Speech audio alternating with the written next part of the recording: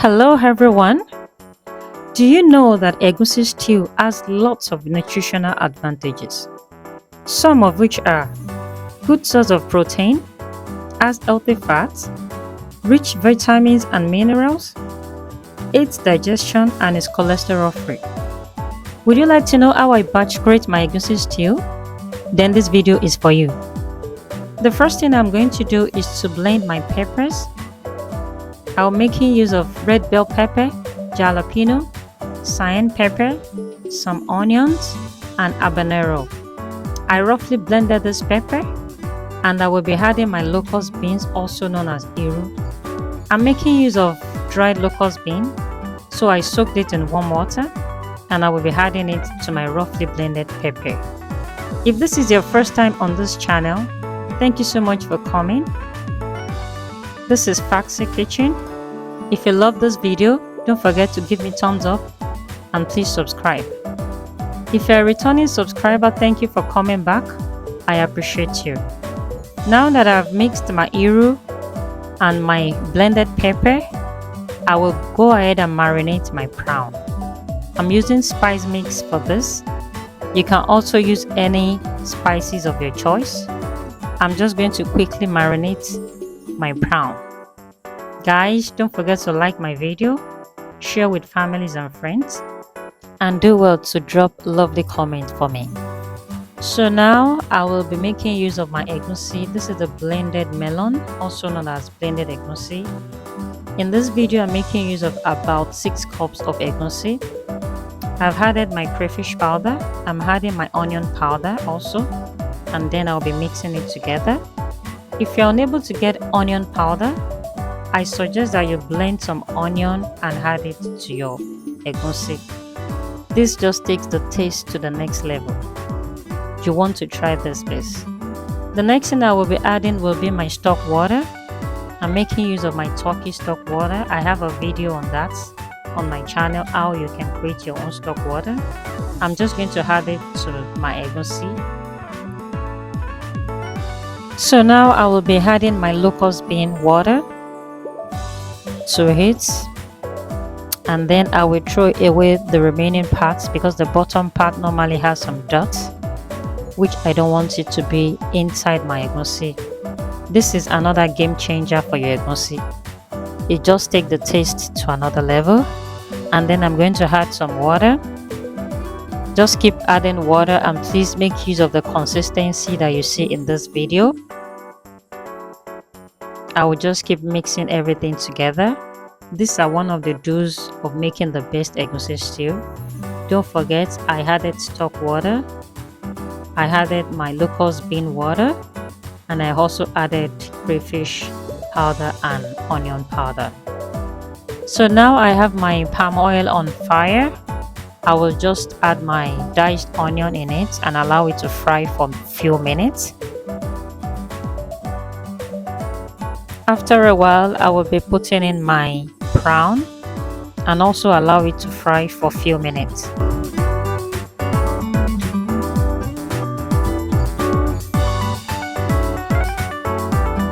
So now I will go ahead and add my pepper and I will allow it also to fry for some minutes.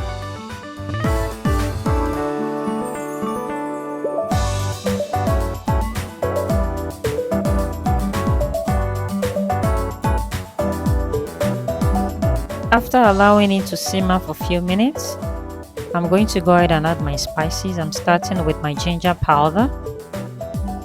I'm adding my garlic paste. Also, I'm adding crayfish powder, lots of that. Please put more of your crayfish powder in this. I will be adding my seasoning powder also. And then I'm putting some salt to taste. And then I will mix everything together. Guys, if you have watched my video up to this point, please don't forget to give me some like, drop a comment for me, subscribe to my channel, share my video with families and friends. So now I'm just going to cover it up and then check back.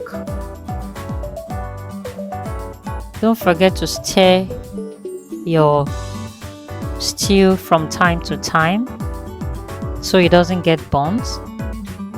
Now I will be adding my egusi, the mixed one. So I'm just going to add it. You can add it at once or just little by little. It doesn't matter.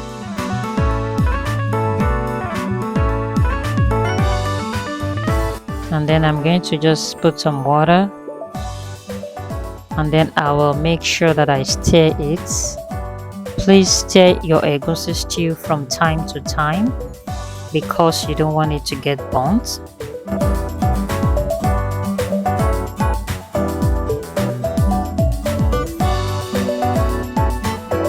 So now I will just go ahead and cover it and allow it to cook for some minutes.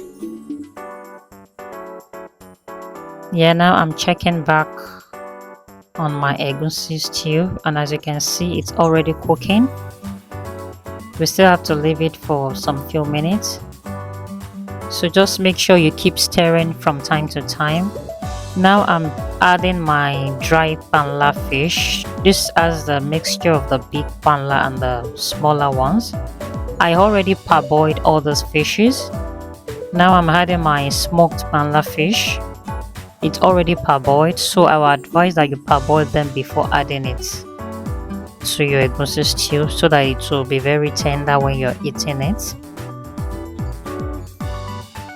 I will just keep stirring it, and now I'm adding my cow tripe, also known as shaki. It has already been cooked, like I said. And now I'm adding my pomo. I do not use meat in this video because I had my meat separately when I'm eating. So now I'm adding stock water. The remaining stock waters that I have, this is the time where I add it to my egusi stew, and then I stir everything all together. Guys, you need to be in this kitchen to feel the aroma coming from this egusi stew.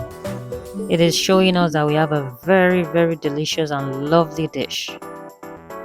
So I'm just going to add some more water and then keep mixing it together. Always stir your egusi stew. You don't want it to get burnt.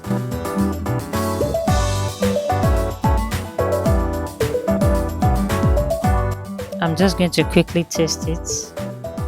This is lovely, lovely, lovely. This is nice. So I'm just going to check back now, and as you can see, our egusi is really, really, really cooking. Yeah, that is it. Look at the face. It's looking so yummy. Yeah, this is nice. So just make sure that your egusi is well cooked before adding your vegetables, please. That's very important. As you can see, the palm oil is already coming up, so I mean that shows that it is well fried and that it is ready. It's okay to eat it at that time. So now I'm just going to add my vegetables, and I'm making use of frozen spinach. It's the diced one. I got this at African store.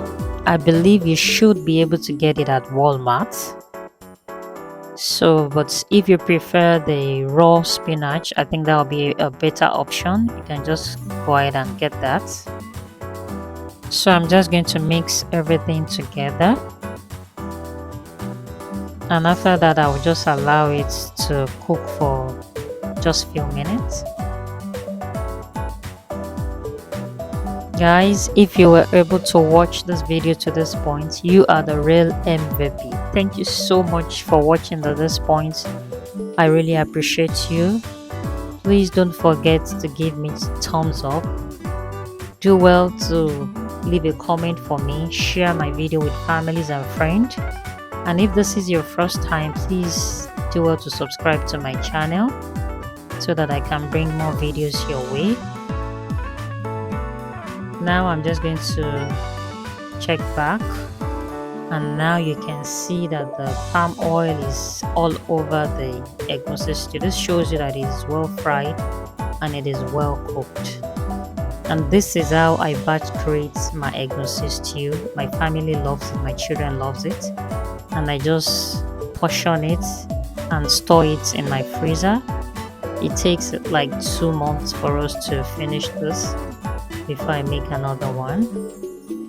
If you follow this recipe, I assure you, you will make one of the best egusi stew in the world. Yeah, you can see that. Look into your mixtures and it tastes very delicious also. So this is what we were able to create in this video. Thank you very much for sticking with me to this very end. I love you all and I will see you in my next video. Bye.